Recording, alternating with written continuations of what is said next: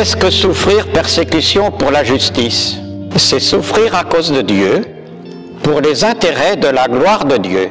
Peut-être que dans l'Ancien Testament, c'était un visage de Dieu qui courait un peu à travers les croyants de l'époque, mais bon, Jésus est venu nous annoncer un Dieu de miséricorde, hein, un Dieu qui ouvre ses bras à toute personne qui vient vers lui, quel que soit son itinéraire de vie.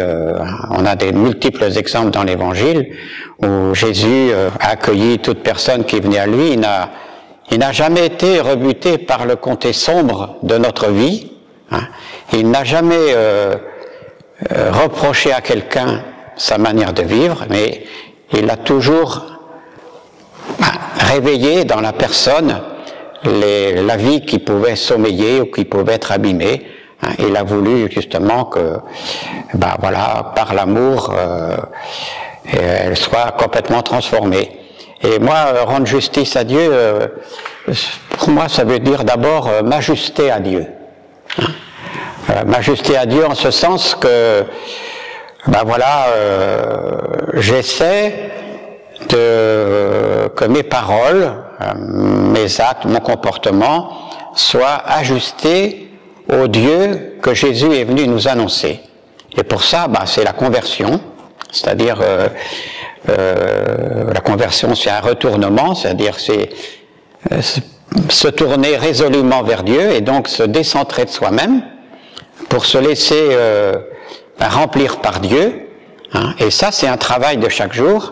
Et de fait, on peut souffrir, hein, de même que dans un couple, pour s'ajuster à l'autre, on a des petits renoncements à vivre, hein, et donc parfois, ça fait souffrir, mais c'est pour un meilleur amour. Hein. Et puis alors, souffrir pour la justice de Dieu, c'est moi un deuxième aspect qui me parle beaucoup, c'est la nécessité de rendre témoignage aujourd'hui. Hein, témoigner d'un Dieu justement qui n'est pas celui qui punit, hein, qui nous juge, mais c'est un Dieu de pardon. Hein.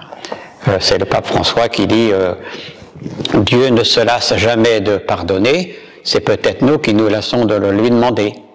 Alors pendant ce carême, on pourrait peut-être se demander comment je peux mieux m'ajuster à Dieu.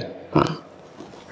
Comment je peux aussi oser témoigner devant les autres de ma foi, et même si ça nous fait passer par un certain chemin de souffrance, parce que bien souvent on est peut-être le seul dans son entourage, y compris dans sa propre famille, à croire au Dieu de Jésus-Christ, à essayer de conformer sa vie à l'Évangile, et ça peut entraîner aussi soit une mise à distance des autres ou des critiques, hein.